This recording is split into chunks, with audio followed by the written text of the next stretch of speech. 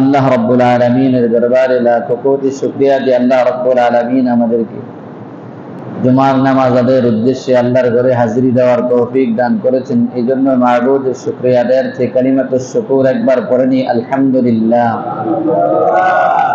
কালামি পাঠ থেকে বরকতের নিয়তে দুখানা আয়াতের অংশ পাঠ করেছি। এই আয়াতে কালিমাগুলোকে সামনে রেখে আপনাদের সামনে কিছু কথা পেশ করব। মা তৌফিকি ইল্লা বিল্লাহ।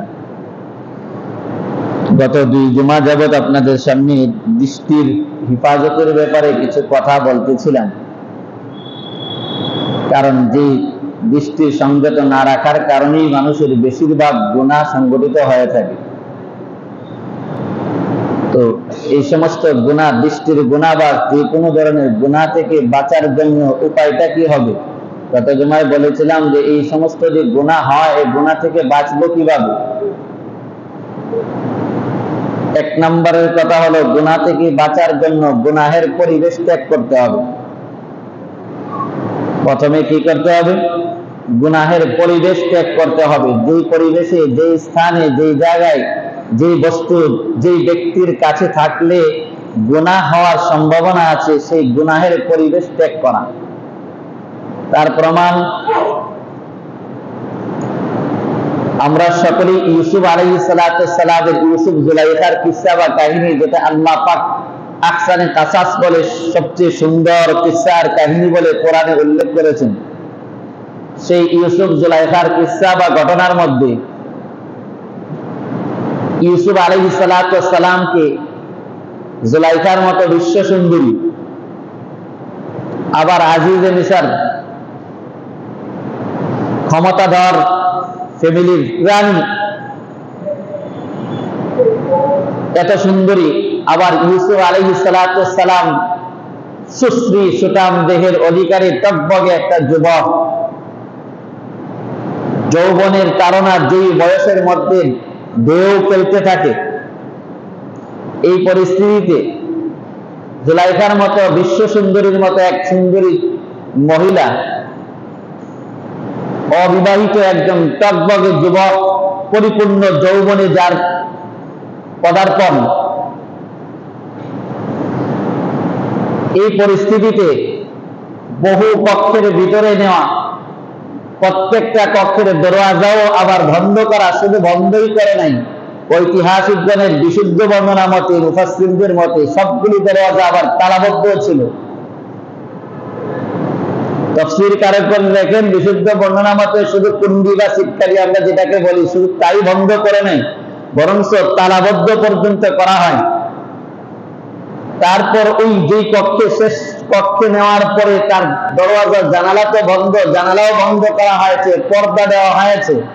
এমনকি ওই ঘরের ওই কক্ষের মধ্যে একটা মূর্তি ছিল, সেই মূর্তিটাকে পর্যন্ত পর্দা বা কাপড় দিয়ে ঢেকে নিয়েছে। তারপরও জুলাইখা ইউসুফ আলাইহিস সালাতু সালামের সাথে তার কামচরিতার্থ করার জন্য, তার যৌবনের চাহিদা পূরণের জন্য যত ধরনের পদক্ষেপ আছে, সব ধরনের পদক্ষেপ সে গ্রহণ করেছে। যেই পরিস্থিতির মধ্যে একটা অবিবাহিত পরিপূর্ণ যৌবনের মধ্যে আছে এমন যুবক, বিশ্ব সুন্দরীর মতো একজন সুন্দরী, নির্জন কক্ষে, বহু তালাবদ্ধ কক্ষের ভিতরে একবারে আন্দর মহলে এবং দুনিয়ার কোন মখলুকের দৃষ্টি থেকেও আড়ালে সব কিছুর ব্যবস্থা থাকা সত্ত্বেও এই পরিস্থিতিতে গুনাহ থেকে বাঁচতে হলে তাইলে কি করতে হবে? ওই যে ইউসুফ আলাইহিস সালাতু সালাম 1 নম্বরে গুনাহ থেকে বাঁচার জন্য যে কাজটা আমাকে আপনাকে করতে হবে, হিম্মত এবং সাহস এবং মনোবলের সহিত নিজের চেষ্টা সাধ্য যতটুকু পরিমাণ আছে তা সম্পূর্ণ ব্যয় করে, তা প্রয়োগ করে গুনাহের পরিবেশ ত্যাগ করার জন্য চেষ্টা করতে হবে। যেই চেষ্টাটা ইউসুফ আলাইহিস সালাতু সালাম এই সব ধরনের ব্যবস্থাপনা এবং প্রতিবন্ধকতা ছাড়া এই কাজ করতে কোনো প্রতিবন্ধকতা নাই। এই মুহূর্তে ওনার কাছে সাধ্য ছিল এতটুকুই যে উনি কি করবে, ওই কক্ষের থেকে দরওয়াজার দিকে এগিয়ে দরওয়াজার দিকে যাওয়া ছাড়া এর চাইতে বেশি কোনো চেষ্টা করার মতো ক্ষমতা ওনার হাতে আর ছিল না। কিন্তু এত সব সুযোগ সুবিধা থাকা সত্ত্বেও কোরআন প্রমাণ করে, ইউসুফ আলাইহিস সালামের এই পদক্ষেপ প্রমাণ করে যে গুনাহ থেকে বাঁচার জন্য নিজের সর্বশেষ চেষ্টা এবং হিম্মতকে কাজে লাগিয়ে গুনাহের পরিবেশ ত্যাগ করা, তখন চেষ্টা কাজে লাগিয়ে হিম্মত আর মনোবলকে সম্বল করে পুঁজি করে ইউসুফ আলাইহিস সালাম দরওয়াজার দিকে অগ্রসর হলেন। যেন যদিও কোরআনের মধ্যে উনি দোয়া করছেন এই কথাটা নাই, কিন্তু ওনার পদক্ষেপটাই যেন বলে দিচ্ছে যে আল্লাহ, আমার সাধ্যে এতটুকুই ছিল যে আমি দরওয়াজা পর্যন্ত যাব, তার থেকে বাঁচার জন্য, এই গুনাহ থেকে, পাপ থেকে, আপনার নিষিদ্ধ কাজ থেকে বাঁচার জন্য আমার এতটুকুই সাধ্য ছিল যে আমি দরজা পর্যন্ত আসলাম।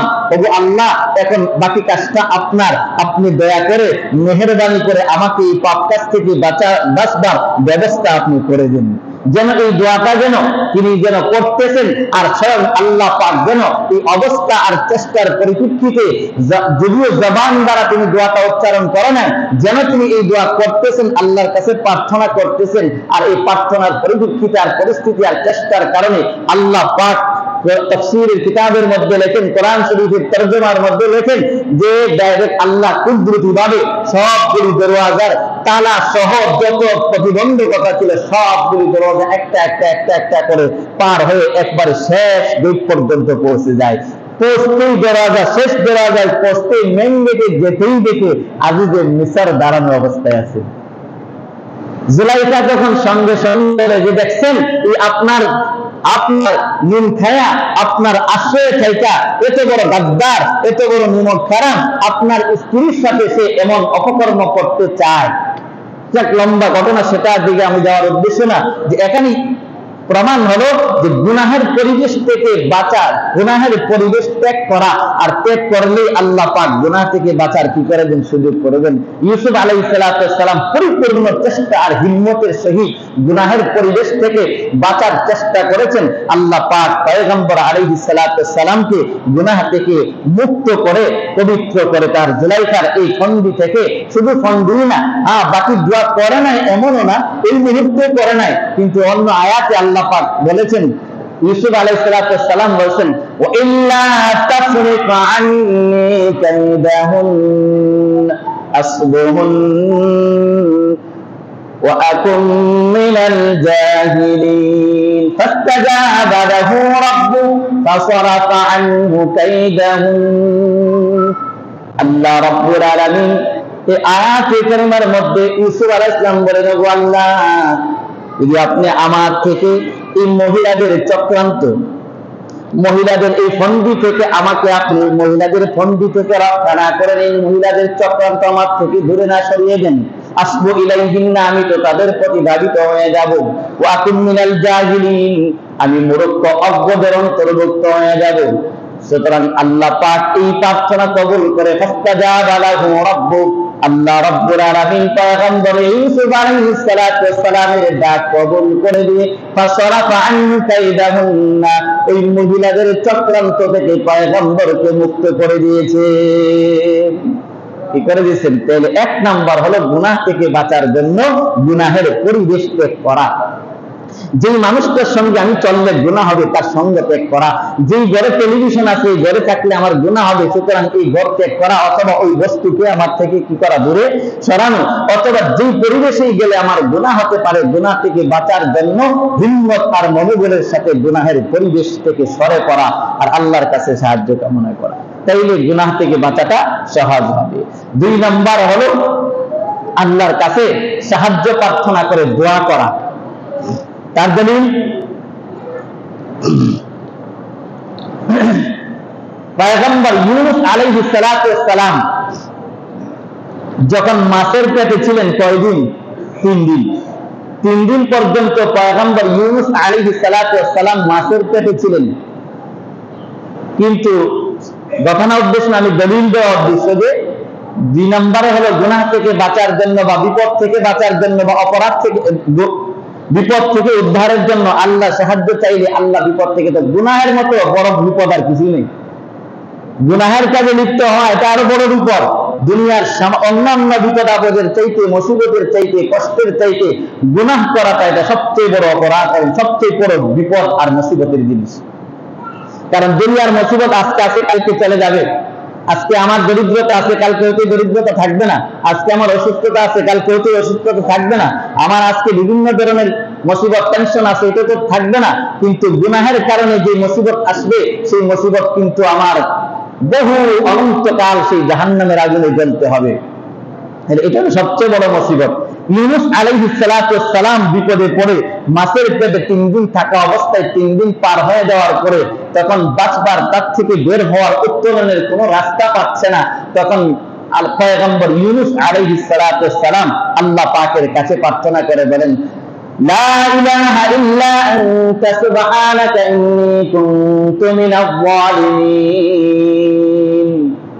আল্লাহ, আপনি ছাড়া কোনো মাবুদ নাই, কোনো ইলাহ নাই, আপনি লা শারীক, আপনার সাথে কোনো অংশীদার নাই। ইন্নী যালামতু নাফসি, আমি আমার কি করে ফেলেছি, নিজের উপরে জুলুম করে ফেলেছি, সুতরাং আপনি কি করেন, আমাকে এই বিপদ থেকে মুক্ত করে দেন। লা ইলাহা ইল্লা আনতা সুবহানাকা ইন্নী কুনতু মিনাজ জালিমিন, তো আপনি পুত পবিত্র, আপনার সাথে কোনো শরীক নাই, আর আমি যেহেতু কি করে ফেলেছি, আমার নিজের উপরে জুলুম করে ফেলেছি, তো জুলুম যেহেতু করে ফেলেছি, আপনি আমাকে কি করেন, এই বিপদ থেকে উদ্ধার করেন। তখন আল্লাহ পাক কি করেছেন, পয়গম্বর যখন এই বিপদ থেকে বাঁচার জন্য দোয়া আর প্রার্থনা আল্লাহর কাছে করছেন, সাহায্য চাইছেন, সঙ্গে সঙ্গে আল্লাহ সাহায্যের এই প্রার্থনা কবুল করে বলেন, ফাস্তাজাবনা লাহু ওয়া নাজ্জাইনাহু মিনাল গাম্মি ওয়া কাযালিকা নুনজিল মুমিনিন। আল্লাহ বলেন, আমি তার ডাকের সাড়া দিয়েছি, তার প্রার্থনা আমি কবুল করেছি।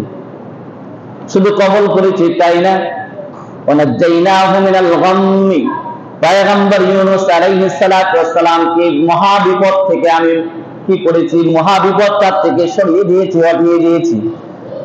ওয়ানুনজিল ওয়া কাযালিকা নুনজিল মুমিনিন, এই অংশে আল্লাহ কি বলে দেখেন, আর এভাবেই আমি ঈমানদারদেরকে মুক্ত করিবা করব, মুক্তি করিবা করব। কি বলেন, মুজারিদ সিগা ব্যবহার করছেন, বিবৃতিমূলক শব্দ ব্যবহার করছেন আল্লাহ পাক। কি বুঝাইতে চেয়েছেন আল্লাহ এই বাক্যটা দিয়ে, যে পয়গম্বর বিপদে পড়ে আমার কাছে প্রার্থনা, সাহায্য প্রার্থনা করছে, কারণ আল্লাহ রাসূল বলছেন, ইযাস্তাআনতা ফাস্তাইন বিল্লাহ, যে তোমরা যদি চাও, যদি কোনো কিছু চাওয়ার থাকে তাহলে কার কাছে চাও, ফাসআলিল্লাহ, আল্লাহর কাছেই চাও। আর ইস্তাআনতা ফাস্তাইন বিল্লাহ, আর যখন কোনো সাহায্য কামনা করার থাকে তাইলে একমাত্র আল্লাহর কাছেই কি করো, সাহায্য প্রার্থনা করো। রাসূল বলেন, তো পয়গম্বর কে আমি কি করেছি, এই মহা বিপদ আর টেনশন থেকে মুক্ত করেছি। আর এইভাবেই পয়গম্বর ইউনূস আলাইহিস সালাতু ওয়াস সালামকে যেইভাবে আমি টেনশন মুক্ত করেছি, বিপদ মুক্ত করেছি, কাযালিকা তেমনি ভাবে নুনজিল মুমিনিন, ঈমানদারদেরকে আমি বিপদ থেকে মুক্ত করিবা করব। তাইলে মুক্ত করব এর অর্থ হলো যে পয়গম্বর ইউনূস আলাইহিস সালাতু ওয়াস সালামের মতো আমাকে আপনাকে মাছের পেটে যেতে হবে, এরপরে বিপদ থেকে সাহায্য প্রার্থনা করলে এরপরে আল্লাহ মুক্ত দিবেন, এমন কি নয়। বরং এর অর্থ হলো পয়গম্বর ইউনূস আলাইহিস সালাম যেরকম মাছের পেটের ভিতরের বিপদে পড়েছিলেন আর আমার কাছে সাহায্য চেয়েছিলেন, আমি আল্লাহ দুইরূপ ভাবে পয়গম্বরকে এই টেনশন আর বিপদ থেকে মুক্ত করেছি। ঠিক তেমনি ভাবে কিয়ামত পর্যন্ত আগত আমার যত বান্দা আছে, যে কোনো ধরনের মুসিবত আর টেনশন আর বিপদে পড়বে আর আমি আল্লাহকে এক বলে, লা শারীক বলে, আমার কাছে একমাত্র সাহায্যের মালিক আমি বলে স্বীকার করে আমার কাছে সাহায্য চাইবে, আমি আল্লাহ তাকে কিয়ামত পর্যন্ত নুনজিল মুমিনিন, ঈমানদারদেরকে মুক্তি আর বিপদ থেকে উদ্ধার করব। তাহলে কি বুঝলাম, তো গুনাহের মতো এই বিপদ আর মুসিবত থেকে বাঁচার জন্য কি করতে হবে, এই যে আল্লাহর কাছে সাহায্য প্রার্থনা করতে হবে। এখন বলবেন যে হুজুর দোয়া তো সাহায্য, দোয়া করলাম, দোয়া করার কারণ দোয়া আল্লাহ পাক প্রত্যেকের দোয়া, বলবেন যে ওনারা দুজনের দলিল দিলেন, দুজন পয়গম্বর, পয়গম্বরের দোয়া তো মিস হয় না, কিন্তু আমরা তো আর পয়গম্বর না, তো আমরা দোয়া করে কি দোয়া কবুল হবে কিনা একটা প্রশ্ন থেকে যেতে পারে। হ্যাঁ, আল্লাহ পাক ঈমানদারের প্রত্যেকটা হালাল আর বৈধ দোয়া কবুল করেন, চাই দুনিয়ার দোয়া হোক, আখিরাতের বিষয়ে হোক, দুনিয়ার বিষয়ে প্রত্যেকের দোয়াই আল্লাহ কবুল করেন। আবার বলবেন যে দোয়া কবুল করে কিভাবে, আমি চাইছি আল্লাহ আমার টাকা দাও, আমার টাকা দেয় নাই। অনেকে বলবেন আমি চাইছি আল্লাহ আমাকে সুস্থতা দান করো, আমি তো সুস্থ হয় নাই। অনেকে বলবেন যে আমি অনেক মুসিবতে ঋণগ্রস্ত আছি, ঋণ থেকে মুক্তি দাও, ঋণ থেকে মুক্তি পাচ্ছি না। আল্লাহ পাকের দোয়া কবুল করার পদ্ধতি বিভিন্ন ধরনের, বিভিন্ন পদ্ধতিতে করতে পারেন। একটা হলো যে আমি দরিদ্রতায় পড়ে বললাম, আল্লাহ আমাকে অর্থ সম্পদ দাও। যদি আমার জন্য আল্লাহ কল্যাণকর মনে করেন, সরাসরি অর্থ সম্পদ প্রদানের মাধ্যমে আমার দোয়া কবুল করে দেন। আর যদি মনে করেন আল্লাহ পাক তো জানেন আমার সব অবস্থা, আল্লাহ যদি মনে করেন যে তাকে যদি এখন এই দরিদ্রতা থেকে উঠিয়ে উত্তোলন করে তাকে সম্পদশালী বানায়, এই সম্পদ তাকে ফেরাউন বানাই দিব, তারে কারুন বানাই দিব, অর্থাৎ এই সম্পদে তাকে নাফরমান বানাই দেয়। এখন তো সে আমার নামাজে আসে, আমার কাছে চায়, দোয়া করে, তো আল্লাহ আমার হালত সব জানেন মৃত্যু পর্যন্ত, তো আমার জন্য এই সম্পদ কল্যাণকামী না। এই জন্য হয়তো আমি চাইছি ঠিক, কিন্তু সরাসরি টাকা আর সম্পদ দেওয়ার মাধ্যমে আমার দোয়া কবুল করে নাই, বরং অন্য আরেকটা সুবিধা, অন্য আরেকটা নিয়ামত আল্লাহ আমাকে দিয়ে দিচ্ছেন, যেটা আমি বুঝি নাই যে আমার এই দোয়াটা কবুল হয়নি। আমি বুঝতেছি আমি টাকা চাইছি, টাকা পাই নাই, না, এই টাকাটা হয়তো আমার জন্য অকল্যাণকর, এই জন্য আল্লাহ সরাসরি টাকা দিয়ে দোয়া কবুল করে নাই, অন্য আরেকটা জিনিস দিয়ে আমাকে দোয়া কবুল করছেন। অথবা কেউ চাকরি চাইছে, অনেক সময় আমাদের কাছে অনেকে দোয়া চাই, একটা চাকরি খেদমত ব্যবসা দিয়ে দোয়া করেন, কিন্তু হচ্ছে না, ওদের অ্যাপ্লিকেশন করছি, হচ্ছে না। আমি অনেক সময় বলি যে চেষ্টা করেন, দোয়া করেন, আল্লাহ হয়তো কোনো কল্যাণ আপনার মধ্যে না দেওয়ার মধ্যে রাখছে, আর ইচ্ছা হলে তো আল্লাহ দিবেই।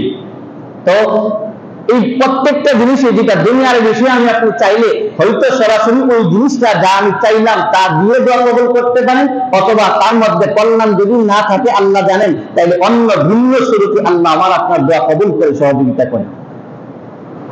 এখন বুঝলাম, যদি এখন বলবেন যে তাইলে তো গুনাহ থেকে বাঁচার জন্য যদি দোয়া করে, আল্লাহ আমাকে গুনাহ থেকে বাঁচাও, আল্লাহ আমার গুনাহ তুমি মাফ করে দাও, আল্লাহ পাপ থেকে আমাকে দিনদারি দান করো, পরেশদারি দান করো, তাকওয়ার দৌলত দান করো, এই জিনিস দান করলে এরপরও দেখা যায় গুনাহ থেকে মাফ চাই, এরপরও তো দেখা যায় হুজুর আপনি বলতেছেন যে দোয়া আল্লাহ কবুল করে, তো দুনিয়ার ব্যাপারে তো বুঝলাম অকল্যাণকর থাকে বিদায় আল্লাহ দোয়া কবুল ওই স্বরূপে না করে ভিন্ন স্বরূপে কবুল করেন, তো দিনের ব্যাপারে তো অকল্যাণের কোনো স্বরূপ নাই যে আল্লাহ আমি চাইলাম আল্লাহ আমাকে দিনদারি দাও, এখন আল্লাহ আমার দিনদারি দিল না, কথার কথা ধরে নেন, বুঝাইবার জন্য বলতেছি। আমি চাইলাম যে আল্লাহ আমাকে গুনাহ করার থেকে হেফাজত করে, এরপর আমার দ্বারা গুনাহ হয়ে যায় মনে করেন, তাইলে তো এটা আখিরাতের ব্যাপারে দোয়া করলাম, তো আখিরাতের গুনাহ মাফ না হওয়ার মধ্যে তো অকল্যাণ কোনো কিছু নাই, দিনদারি আসার মধ্যে তো অকল্যাণের কোনো কিছু নাই, পরেশদারি আসার মধ্যে অকল্যাণের কোনো কিছু নাই, গুনাহ থেকে বাঁচার ক্ষেত্রে তো বাঁচার মধ্যে তো কোনো অকল্যাণের কোনো কিছু নাই। এরপরে যে আমি দোয়াও করতেছি, আবার আমার দ্বারা কোনো সময় গুনাহ হয়ে যাচ্ছে, তাইলে বোঝা গেছে এই আখিরাতের ব্যাপারে অকল্যাণ নাই, তারপরে যে আল্লাহ আমার দোয়া কবুল করতেছে না। না, তার উত্তর হলো যে আসলে যদি বান্দা আল্লাহর কাছে ক্ষমা চাচ্ছে, দিনদারি চাচ্ছে, গুনাহ থেকে বাঁচার জন্য চাচ্ছে, এরপরও কোন সময় বান্দা থেকে গুনাহ হয়ে যায়, পরিপূর্ণ দিনদারি আসে না, আল্লাহ যেন আমাকে আপনাকে বলতেছে, রে বান্দা তোর দোয়া আমি কবুল করি নাই, আখিরাতের ব্যাপারে যে দোয়াগুলি তুমি করলা সবগুলি তোমার জন্য কল্যাণকর, এরপরও তুমি মনে করতেছো তোমার দোয়া কবুল করি নাই। না বান্দা, আমি তোমার দোয়া অবশ্যই কবুল করেছি, তোমাকে তো আমি চাচ্ছি এমন এক পর্যায়ে পৌঁছাইতে যে পর্যায়টা তুমি বুঝতেছ না, অর্থাৎ তোমার দ্বারা গুনাহ হয়ে যাচ্ছে, এরপরেও আমি চাচ্ছি আল্লাহ বান্দা, আমি আল্লাহ চাচ্ছি আরে বান্দা তোকে তওবার সুযোগ দিয়ে তোকে আমি মর্যাদাশালী করে দেওয়ার চাচ্ছি। কারণ গুনাহ যদি হয়ে যায় তখনই বান্দা কি করবে, তওবা করবে। এই জন্য আমি চাচ্ছি তোকে ডাইরেক্ট এইভাবে না রাইখা, তোর দ্বারা গুনাহ হয়ে যাবে, আর হওয়ার পরে তুই তওবা করবি, আর তওবা করলে তুই আমার সবচাইতে বড় কাছের আর প্রিয় পাত্র হয়ে যাবি। দোয়া কবুল হয় না এমন না, তো গুনাহ থেকে বাঁচার জন্য 2 নাম্বার বলতেছিলাম কি করা, আল্লাহর কাছে দোয়া করা, প্রার্থনা করা, দোয়া কবুল হয়। তো তওবা করলে আল্লাহ গুনাহ থেকে কি করেন, গুনাহ থেকে বাঁচা বা গুনাহ মাফের জন্য তওবা হলো সবচেয়ে বড় হাতিয়ার। যেমন আল্লাহ এই জন্য বলেন যে তোর দোয়া কবুল করছে, আমি চাচ্ছি তাকে তওবার সুযোগ করে দেওয়ার জন্য। قال تعالى يا أيها الذين آمنوا توبوا إلى الله توبة نصوحا عسى ربكم أن يكفر عنكم سيئاتكم ويدخلكم جنات আল্লাহ বলেন আমি ইমানদারেরা তোমরা আল্লাহর কাছে কি করো, খাঁটি দিলে তওবা করো। খাঁটি তওবা করলে লাভ হবে কি, যে আশা করতে পারো, যে আল্লাহ আশা করা যায় যে আল্লাহ তোমার আমার সমস্ত গুনাহ আল্লাহ মাফ করে দিবেন, আর কি ইউদখিলাকুম জান্নাত, আর তোমাদেরকে আল্লাহ জান্নাতে প্রবেশ করাবেন। কারণ তওবা করলে হবে কি, যেটা আল্লাহ চাইতেছে তোমার তওবা করা এমন করতো যে ক্বালা রাসূলুল্লাহ সাল্লাল্লাহু আলাইহি ওয়াসাল্লাম আত-তাইবু মিনাজ যামবি কামান লা যামবা লাহু আও কামা ক্বালা আলাইহিস সালাতু ওয়াস সালাম। আল্লাহর রাসূল বলেন যে গুনাহ থেকে গুনাহ হয়ে যাওয়ার পরে তওবা করে, যে সে যেন তওবা করার পরে এমন হয়ে যায় যে তার কোনো গুনাহই যেন নাই। বেগুনা মাসুম বাচ্চা যেমন গুনাহ নাই, সে যেন তওবা করার পরে এমন বেগুনাহ হয়ে যায়। তওবাকারী হলো সবচেয়ে উত্তম। তোমাকে উত্তম বানাইতে চায়, তোমার দোয়া কবুল করে নাই এমন না। কুল্লু বানি আদম খাত্তাউন ওয়া খায়রুল খাত্তাইনা আত-তাওয়াবুন। আল্লাহর রাসূল বলেন প্রত্যেকটা বনি আদম গুনাহ করে, গুনাহ হয়ে যায় বনি আদম দ্বারা, গুনাহ করে। আর বনি আদমের মধ্যে সবচেয়ে উত্তম হলো যে গুনাহগার বান্দা তওবা করে, সে হলো সবচেয়ে বড় উত্তম। এই জন্য আল্লাহ করে দোয়া আমি ঠিকই কবুল করতেছি, চাই যে তওবা করাইয়া তার সর্বোত্তম সবচেয়ে উত্তম বান্দা বানাইতে আমি চাই। কারণ আল্লাহ তাআলা কি করেন, বান্দার তওবা আজকে করলে করবেন, এমনকি মৃত্যুর আগ মুহূর্ত পর্যন্ত বান্দা যদি গুনাহ করার পরে তওবা করে আল্লাহ তওবা কবুল করবেন। ক্বালা রাসূলুল্লাহ সাল্লাল্লাহু আলাইহি ওয়াসাল্লাম ইন্নাল্লাহা লা ইয়াকবালু তাওবাতাল আবদি মা লাম ইউগাররির আও কামা ক্বালা আলাইহিস সালাতু ওয়াস সালাম। আল্লাহ রাসূল সাল্লাল্লাহু আলাইহি সাল্লাম বলেন যে বান্দা একবারে মৃত্যুবরণ করবে অবস্থায় যদি আমি আল্লাহর কাছে ক্ষমা চাই, আর তখনও আমি আল্লাহ কি করে দিব, মাফ করে দিব। তাইলে আল্লাহ চায় যে দোয়া তো কবুল করতেছে, আল্লাহ আমাকে মাফ করো, হয়তো এরপরে গুনাহ হয়ে যায়, এর অর্থ এটা না যে আল্লাহ আমার দোয়া কবুল করছেন, আমাকে তওবার সুযোগ দিয়ে আল্লাহ সবচেয়ে প্রিয় বান্দা আল্লাহ কি করতে চান, বানাইতে চান। কারণ আল্লাহ তাআলা তো সব সময় যখন মৃত্যু পর্যন্ত যদি দোয়া করে, তওবা করে, আল্লাহ তওবা কবুল করেন। প্রতিদিন রাত্রে যে গুনাহ করে তার তওবা আল্লাহ দিনের বেলা কি করে দেন, তওবা মাফির আর ক্ষমার হাত প্রসারিত করেন 24 ঘন্টা।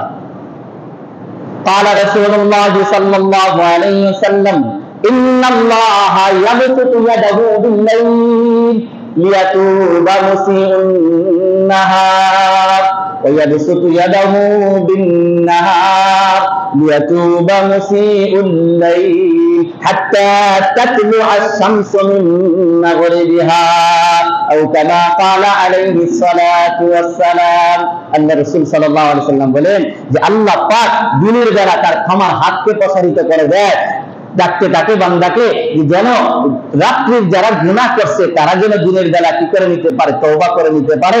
আবার রাত্রিবেলা ক্ষমার হাত প্রসারিত করে আল্লাহ ডাকতে থাকে, বান্দা আমার কাছে ক্ষমা চা। কেন?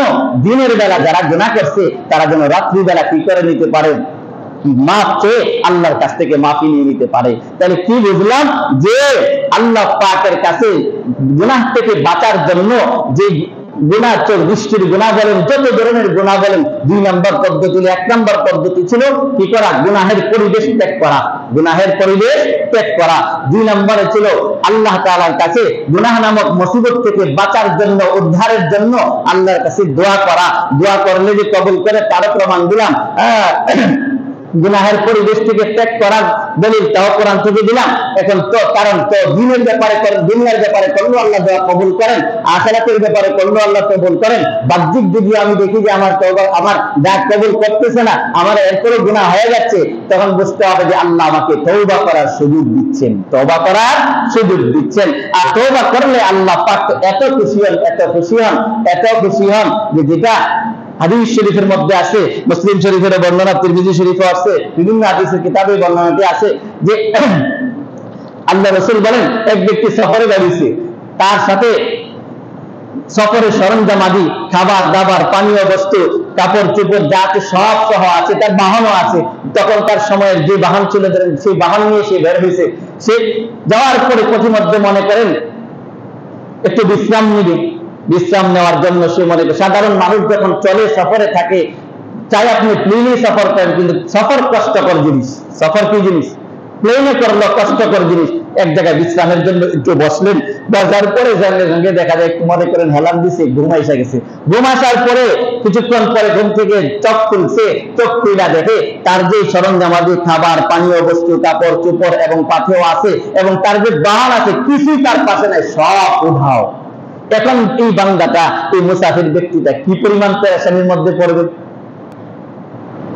যে এখন তার গন্তব্য পৌঁছার মতো কোনো যাওয়ার কোনো বাহন নাই, ব্যবস্থা করা নাই, খাবারেরও কোনো কিছু নাই, পান করারও কিছু নাই, আবার বাড়ির দিকে ফিরে যাবে তারও ব্যবস্থা নাই, মসজিদে মসজিদে যাবে তারও কোনো ব্যবস্থা নাই। এই পরিস্থিতিতে তার অনাহারে মৃত্যুবরণ করা ছাড়া কোনো উপায় নাই। এখন এই বান্দা মনে করে মানুষ যখন বেশি বিপদে পড়ে আবার চুপ করে বসে থাকে, তো চুপ করে বসে রইল, আবার মনে করেন পেরেশানি অবস্থায় ঘুম চলে আসছে, আবার চোখ লাগতেই ঘুমিয়ে পড়ছে। কিছুক্ষণ পরে আবার চোখ খুললো, চোখ খোলার পরে দেখে এই তার হারিয়ে যাওয়া বাহনটা আবার এই তার শরীর সামান আসবাবপত্র সহ তার ওই পূর্বের জায়গায় উপস্থিত হয়ে আছে। এখন বলেন যে বান্দাটা কি পরিমাণ খুশি হবে? আল্লাহর রাসূল সাল্লাল্লাহু আলাইহি সাল্লাম বলেন, বান্দাটা, এই বান্দাটা তখন যে খুশিতে কি বলছিল জানেন? তো বিশিদ্দাতুল ফারহি, আল্লাহর রাসূল বলেন যে খুশির, আমরা ভাষা কি কয়, খুশির শুধু খুশির খেলায়, যে খুশির কারণে সে কি করেছে, আখতা, সে একটা কথা ভুল বলে ফেলেছে, মুখ দিয়ে বলছে ভুল কিন্তু অন্তরে আছে সঠিক। তাই কি বলে বলছে, আল্লাহুম্মা আনতা আবদি ওয়া আনা রাব্বুক। কি হয়েছে? আল্লাহ তুমি আমার বান্দা, আমি তোমার রব আর প্রতিপালক। কিসের কারণে গেছে? বিশুদ্ধাতুল ফারহি। রাসূল বলেন যে তার খুশির কারণে এত খুশি আর আনন্দিত হয়েছে, খুশির খেলায় কইলে যে আল্লাহ তুমি আমার রব, আমি তোমার গোলাম। এখন কয়েকটি হাদিস কিন্তু লম্বা হাদিস, আল্লাহুম্মা আনতা আবদি, ওগো আল্লাহ তুমি আমার গোলাম, আমার বান্দা, আনা রাব্বুক, আমি তোমার রব। আল্লাহ রাসূল কয় যে এটা সে বলছে কেন জানো? তো বিশুদ্ধাতুল ফারহি, তো খুশির কারণে বেশি খুশি হয়ে গেছে। তখন রাসূল সাল্লাল্লাহু আলাইহি ওয়াসাল্লাম বলেন, এই বান্দাটা, এই কথাটা সে আসলে তার দিলে সঠিক আছে, জবান দিয়ে ভারিতেছে আর কি আরেকটা, কিন্তু আল্লাহ রাসূল বলেন আল্লাহ পাক এই বান্দাটা যে পরিমাণ খুশি হয়েছে, কোন গুনাহগার বান্দা গুনাহ হয়ে যাওয়ার পরে যদি তওবা করে তার চাইতে কোটি কোটি গুণ বেশি আল্লাহ তাআলা খুশি হয়ে যায়। এই জন্য আমার দিনদারি চাইছি, এটা সেটা চাইছি, আখিরাতের ক্ষেত্রে যে কোনো দোয়া আমি চাই না কেন আল্লাহ ঠিকই কবুল করেন, কিন্তু আমার দোয়া যদি এরপরে গুনাহ হয়ে যায় বুঝতে হবে যে আমাকে তওবার সুযোগ দিয়েছে, আমি দ্রুত কি করে তওবা গ্রহণ করে আল্লাহর প্রিয় পাত্র হওয়ার সুযোগ গ্রহণ করব। আল্লাহ পাক আমাদের সকলকে আরো গুনাহ থেকে বাঁচার পদ্ধতি সমূহগুলো সামনে যদি সুযোগ হয় বলবো। দুইটা কারণ বললাম, একটা হলো গুনাহ থেকে বাঁচার জন্য গুনাহের পরিবেশ ত্যাগ করা, দুই নম্বর হলো গুনাহ থেকে, মুসিবত থেকে বাঁচার জন্য আল্লাহর কাছে সাহায্য প্রার্থনা করা। আল্লাহ পাক আমাদেরকে গুনাহ মুক্ত জীবন যাপনের তৌফিক দান করুন। ওয়া আখিরু দাওয়ানা।